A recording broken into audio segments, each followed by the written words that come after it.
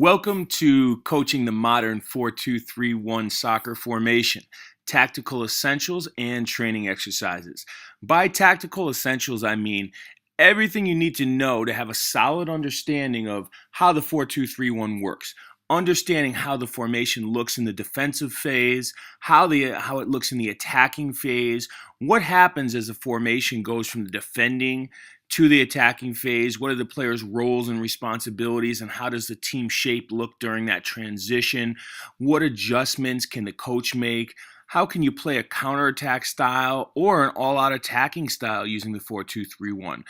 The book includes training sessions that are very realistic and specifically made for the 4-2-3-1. Really, I cover it from the very beginning of the formation to the most advanced aspects of the formation.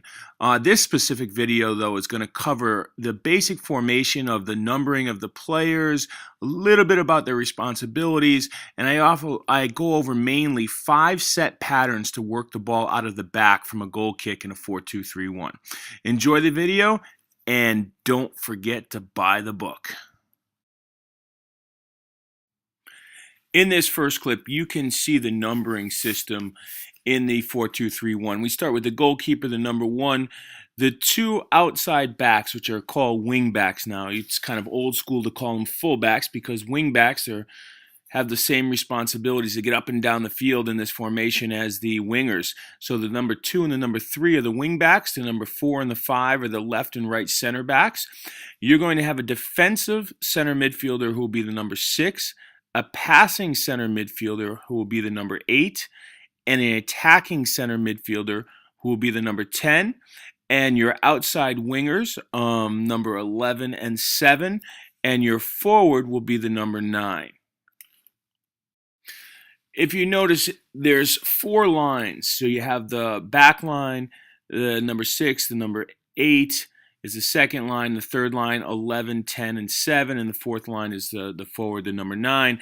The beauty of this system is that it's got 4 lines, so the interchanging of positions happens very, very freely. The number 11 and number 7 are encouraged to make runs that angle in towards the number 9 at the forward, and you kind of end up with a diamond shape off in an attack between the number 11, 7, 9, and 10. The number 2 and 3, the wing backs, really push up the field and can get very high, and they're actually going to create the width just like a normal winger would. The number 6, the defensive center mid, is going to sit home and be the swing man who just switches the ball from side to side. The number 8, the passing center midfielder, is going to be free to go forward. It will not have to have as much defensive responsibility as the number 6, and the number 10 is going to interchange the attacking center midfielder with the forward all the time. This is the first clip of working the ball out of the back from a goal kick. The number 4, your left center back, is going to push towards the right center back. If you notice, the left wing back, the number 3, has pushed high up the field. That's going to allow space to open up, where the number 6 is going to time his run at speed, go and make sure he's side on as he receives that ball from the goalkeeper into that space. And that's the first pattern to work the ball out of the back from a goal kick. In this next clip, you'll see that number 4, the left center back, isn't pushed over quite as far, but now the left wing back, the number 3, has dropped all the way back to the touchline. Right there, it's going to create some space for the number 3 to receive the ball. If the other team is holding a line a little farther back, the number 3 will have plenty of time. If they're going to press the number 3, now that's a different story. But for our purposes right now, it's just another set play to work the ball out of the back, having the left wing back drop all the way to the baseline.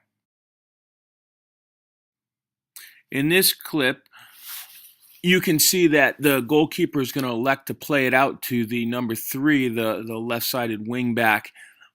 Number 6 checks in for the ball. You could see both center backs, number 4 and 5, are split very wide. That gives space for number 6, the defensive center mid, to come in and look for the ball.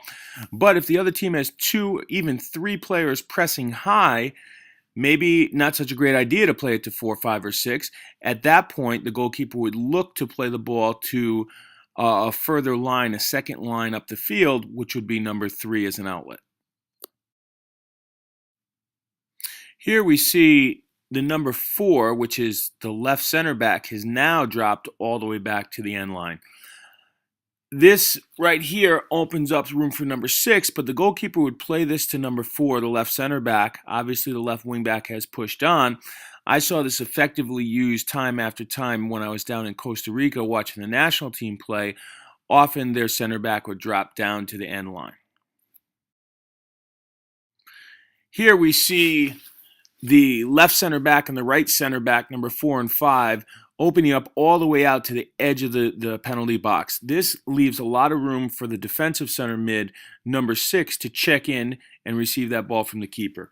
The number 6 should always take a glance over his shoulder when checking in to make sure there's not a player right behind him pressuring him. If he can receive that ball turned side on, so when he lifts his head, he will be able to pass the ball forward. Thanks for watching the video. I hope you enjoyed it. Be sure to buy the book, Coaching the Modern 4-2-3-1 Soccer Formation, available at Amazon.com. Also, be sure to check out my coaching blog at CoachDiBernardo.com. Be sure to check out all my other books, The Science of Rondo. All my books are on Amazon. All of them are on my coaching blog.